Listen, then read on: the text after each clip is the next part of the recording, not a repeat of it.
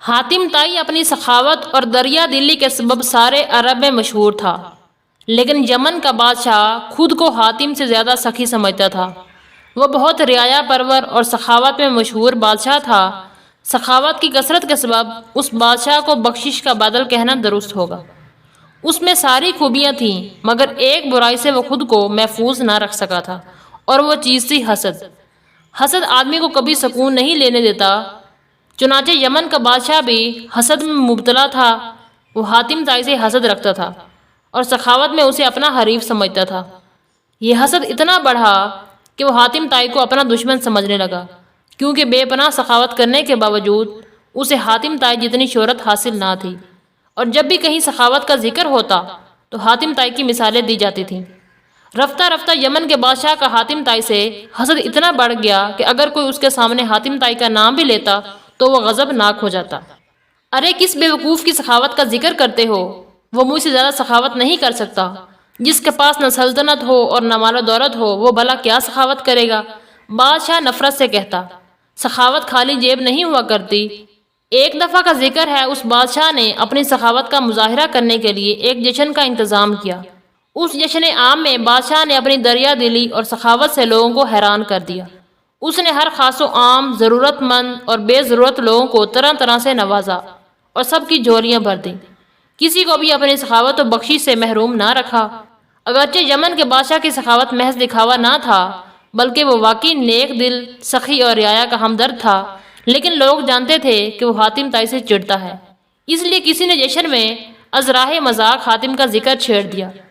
اس پر کئی دوسرے لوگوں نے بھی اس کی تائید میں حاتم کی سخاوت کی تعریف شروع کر دی۔ بس پھر کیا تھا، بادشاہ حاتم کی تعریف برداشت نہ کر سکا اور حسد کی آگ میں جلنے لگا۔ اس نے سمجھ لیا کہ جب تک حاتم طائی زندہ ہے، لوگ مجھے سخی نہیں کہیں گے۔ حاتم کی وجہ سے میری شہرت محدود ہو کر رہ گئی ہے۔ حاتم کے جیتے جی میں کبھی بھی حاتم جتنی شہرت حاصل نہ کر سکوں گا، حالانکہ میں حاتم سے زیادہ مال و دولت کی سخاوت کرتا ہوں۔ یمن کے اس بادشاہ کے ذہن میں یہ بات بیٹھ گئی تھی کہ اس کی شہرت کی راہ میں حاتم طائی کا وجود دیوار بنا ہوا ہے، اور اس دیوار کو گرانا ضروری ہے۔ چنانچہ اس نے حاتم طائی کو قتل کرانے کا فیصلہ کر لیا۔ اس مقصد کے لیے اس نے خفیہ طور پر اپنے وفادار سپاہیوں میں سے ایک با اعتماد اور بہادر نوجوان کا انتخاب کیا اور اسے حاتم کا سر کاٹ لانے کا حکم دیا۔ عادل، بادشاہ نے سپاہی سے کہا، اگر تم حاتم طائی کا سر کاٹ کر لے آئے تو میں تمہیں کوتوال بنا دوں گا۔ اس کے علاوہ بھی بادشاہ نے سپاہی عادل کو انعام و اکرام کا لالچ دیا، اور عادل حاتم طائی کو قتل کرنے کی نیت سے قبیلہ بنی طے کی طرف روانہ ہو گیا۔ وہ دن رات سفر کرتا ہوا منزل کے قریب جا پہنچا۔ ابھی وہ قبیلے کی بستی سے کچھ دور ہی تھا کہ راستے میں ایک آدمی مل گیا۔ عادل کو وہ شخص بہت مخلص اور مہربان محسوس ہوا۔ اس شخص سے خلوص و مروت کی بو آ رہی تھی۔ بظاہر بھی وہ بہت خوبصورت، با اخلاق اور ملن نثار دکھائی دیتا تھا۔ آپ کون ہیں اور کہاں جا رہے ہیں؟ اس آدمی نے عادل سے شائستہ لہجے میں پوچھا۔ عادل نے جواب میں کہا، مسافر ہوں، یمن سے آیا ہوں، رات اس بستی میں گزار کر آگے چلا جاؤں گا۔ اگر آپ مجھے شرف میزبانی بخشیں تو مجھے بڑی خوشی ہوگی۔ میرا گھر بستی میں ہی ہے، اس آدمی نے کہا۔ عادل نے سوچا کہ اس آدمی سے حاتم کے بارے میں معلومات حاصل ہو سکتی ہیں، چنانچہ وہ اس کے ساتھ چل پڑا۔ عادل کی طرح وہ آدمی بھی نوجوان تھا۔ وہ نوجوان عادل کو مہمان بنا کر بستی میں اپنے گھر لے آیا۔ گھر آتے ہی اس نے عادل کے لیے اچھے اچھے کھانے پکوائے اور اس کی خاطر مدارت میں کوئی کسر نہ چھوڑی۔ عادل اس کی خوش خلقی اور خدمت گزاری سے بہت متاثر ہوا۔ اس نوجوان نے رات بھر عادل کی بڑی خاطر تواضع کی، پھر بھی معذرت کی۔ اے مہربان، گھر میں جو کچھ تھا میں نے آپ کی خدمت میں پیش کر دیا۔ نوجوان نے عادل سے کہا، مجھے نہایت افسوس ہے کہ میں آپ کی شایان شان خدمت نہیں کر سکا۔ ایک میزبان کی حیثیت سے میں آپ کا حق میزبانی ادا نہیں کر سکا، جس پر میں بے حد شرمندہ ہوں اور آپ سے معافی چاہتا ہوں۔ عادل اس کی بات سن کر بہت متاثر ہوا۔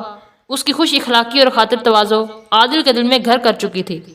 صبح عادل کو پرتکلف ناشتہ دیا گیا، پھر عادل نوجوان سے روانگی کی اجازت چاہی۔ نوجوان میزبان نے کہا، اتنی جلدی کی کیا ضرورت ہے جناب، چند دن اور میرے غریب خانہ میں قیام فرمائیں۔ اس کی درخواست سن کر عادل بولا، میں تمہارے پاس زیادہ دیر نہیں ٹھہر سکتا، ایک بہت ہی ضروری کام سے جا رہا ہوں۔ کیا آپ مجھے اس کام کے بارے میں بتا سکتے ہیں؟ نوجوان نے پوچھا۔ نہیں، یہ ایک راز ہے، اگر کھل گیا تو شاید میں اپنے مقصد میں کامیاب نہ ہو سکوں۔ نوجوان نے مسکراتے ہوئے کہا، جناب اگر آپ مجھے اس راز کے بارے میں بتا دیں تو ہو سکتا ہے میں بھی اس میں آپ کچھ مدد کر سکوں۔ آپ بے فکر ہو کر بتائیں، میں وعدہ کرتا ہوں کہ اس راز کو اپنے سینے میں دفن رکھوں گا۔ عادل اس کے حسن اخلاق کا گرویدہ ہو چکا تھا۔ اس نے سوچا کہ بتانے میں کوئی حرج نہیں ہے، چنانچہ وہ نوجوان میزبان سے کہنے لگا، اچھا میں تجھ جیسے نوجوان اور بہادر آدمی پر بھروسہ کرتے ہوئے بتا رہا ہوں، اس لیے یہ راز دل میں رکھنا، تم حاتم طائی کو تو جانتے ہی ہوگے جو بڑا سخی ہے اور اپنی سخاوت کے سبب مشہور ہے۔ میں یمن کے بادشاہ کا وفادار ہوں، اس کی وجہ مجھے معلوم نہیں، لیکن اتنا جانتا ہوں کہ یمن کا بادشاہ اسے اپنا حریف سمجھتا ہے اور اس نے مجھے حاتم کا سر کاٹ لانے کا حکم دیا ہے۔ امید ہے تم یہ راز کسی کو نہیں بتاؤ گے اور مجھے حاتم طائی کے گھر تک پہنچا دو گے۔ عادل کی بات سن کر نوجوان ہنس پڑا۔ عادل نے حیران ہو کر پوچھا، تم شاید میری بات کو مذاق سمجھ رہے ہو۔ نہیں جناب، مجھے یقین ہے کہ آپ اس معاملے میں سنجیدہ ہیں، نوجوان نے تیزی سے کہا۔ پھر اس نے اپنی تلوار نیام سے نکالی اور بڑے احترام سے عادل کو پیش کر دی۔ عادل نے حیرت سے اسے گھورا، کیا مطلب تم مجھے اپنی تلوار کیوں دے رہے ہو؟ تلوار ہی نہیں، اپنا سر بھی آپ کو دے رہا ہوں جناب، نوجوان نے مسکراتے ہوئے کہا۔ میرا سر حاضر ہے، کاٹ لیں، مگر جلدی کریں، سورج نکلنے سے پہلے پہلا میرا سر کاٹ کر چلے جائیں، کیونکہ پھر میرے عزیز اور گھر والے بیدار ہو جائیں گے اور آپ کے لیے دشواریاں پیدا ہو جائیں گی۔ یہ کہہ کر نوجوان زمین پر اس کے آگے بیٹھ گیا اور اس نے سر جھکا لیا۔ عادل نے سٹپٹا کر کہا، مگر مجھے تو حاتم طائی کا سر چاہیے۔ میں ہی حاتم ہوں، مہربان، دیر مت کریں، میرا سر کاٹ کر اپنے بادشاہ کے پاس لے جائیں، نوجوان بولا۔ عادل اس انکشاف پر بری طرح اچھل پڑا اور آنکھیں پھاڑ پھاڑ کر نوجوان حاتم طائی کو دیکھنے لگا، جسے یقین نہ آ رہا ہو کہ وہ حاتم ہی ہے یا مذاق کر رہا ہے۔ حاتم طائی سر جھکائے اس کے آگے بیٹھا رہا۔ عادل کے دل پر گونسا پڑا اور وہ سوچنے لگا، غضب خدا کا، میں جس کو قتل کرنے آیا ہوں وہ اتنا با اخلاق اور بلند کردار آدمی ہے کہ اسے قتل کرنا سخت ترین گناہ ہوگا۔ ایسے خوش اخلاق، با مروت اور سچے آدمی پر تو اپنی جان قربان کر دینی چاہیے۔ عادل حیرت اور ندامت کے سبب بدحواس ہو گیا۔ اس کے ہاتھ سے حاتم کی تلوار گر گئی۔ وہ کرسی سے اٹھا اور جذبات سے مغلوب ہو کر حاتم طائی کے ہاتھ پاؤں چومنے لگا۔ اس پر کچھ ایسی دیوانگی طاری ہو گئی کہ اس نے اپنی تلوار نیام سے نکال کر پھینک دی، تیر کمان توڑ ڈالے اور غلاموں کی طرح ہاتھ باندھ کر حاتم کے سامنے کھڑا ہو گیا۔ اس نے حاتم سے کہا، اے نیک دل نوجوان، تیری حقیقت معلوم ہونے کے بعد تمہیں قتل کرنا تو دور کی بات ہے، اگر میں تجھے پھول بھی ماروں تو یہ بہادری نہیں بلکہ بزدلی اور زنانہ فعل ہوگا اور دنیا میں سب سے بڑا گناہ گار ترین آدمی ہوگا۔ پھر اس نے حاتم سے گلے مل کر اس کی پیشانی اور آنکھوں کو چوما اور اس سے رخصت کی اجازت لے کر واپس یمن کو چل دیا۔ جب عادل یمن کے بادشاہ کی خدمت میں حاضر ہوا تو اس نے عادل کی شکل دیکھ کر ہی اندازہ لگا لیا کہ وہ اپنی مہم سے ناکام لوٹا ہے اور اسے حاتم کے قتل میں کامیابی نہیں ہوئی۔ عادل سر جھکا کر مجرموں کی طرح بادشاہ کے سامنے کھڑا ہو گیا۔ عادل تیرے ہاتھ خالی کیوں ہیں؟ تیرے پاس حاتم طائی کا سر کیوں نہیں ہے بدبخت؟ بادشاہ دھاڑا، معافی چاہتا ہوں عالی جاں، میں مجبور تھا، عادل آہستہ سے بولا۔ ارے کمبخت، مجھے سارا ماجرا سنا کہ تم پر کیا آفت آ پڑی، بادشاہ نے غضبناک ہو کر کہا۔ شاید حاتم طائی تجھ سے زیادہ بہادر نکلا اور تو کمزوری اور بزدلی کے سبب اس کا مقابلہ نہیں کر سکا، جو بھی حقیقت ہے بیان کر۔ عادل نے محسوس کیا کہ اسے بادشاہ سے کوئی خطرہ نہیں، وہ تو حسد کی آگ میں جل رہا ہے اور اپنے حریف کا حال جاننے کے لیے بےتاب ہے۔ چنانچہ اس نے پوری شاہی اداب کے ساتھ پہلے تو بادشاہ کی تعریف کی، پھر بے خوف ہو کر کہنے لگا، اے ہوش مند بادشاہ سلامت، میری ناکامی پر چاہے تو مجھے قتل کر دے، لیکن حاتم کی باتیں غور سے سن کہ یہ توجہ سے سننے کے لائق ہیں۔ حاتم بے حد مشہور و معروف، باہنر، خوبصورت اور خوش اخلاق نوجوان ہے۔ وہ بے حد سخی اور انتہائی عقل مند انسان بہادری میں مجھ سے بڑھ کر ہے۔ میں اس کا قاتل بننے گیا تھا، مگر اس نے مجھ پر اتنے احسانات کیے اور اتنی مہربانی و مروت سے پیش آیا کہ میری نگاہیں جھک گئیں۔ اس کی مہربانی و احسانات کے بوجھ سے میری کمر جھک گئی۔ عالی جا، اس نے گویا احسانات کی تلوار سے مجھے ہی قتل کر ڈالا ہے اور میں حاتم کا قاتل نہیں بلکہ حاتم کا مقتول ہوں۔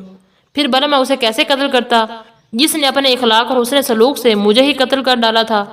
عادل نے حاتم کے اخلاق اور بلند کردار کے واقعات تفصیل سے بیان کیے تو بادشاہ بھی حاتم کی تعریف کرنے پر مجبور ہو گیا کہ سخاوت واقعی حاتم کا ہی حق ہے اور لوگ اس کی سخاوت کی صحیح تعریف کرتے ہیں۔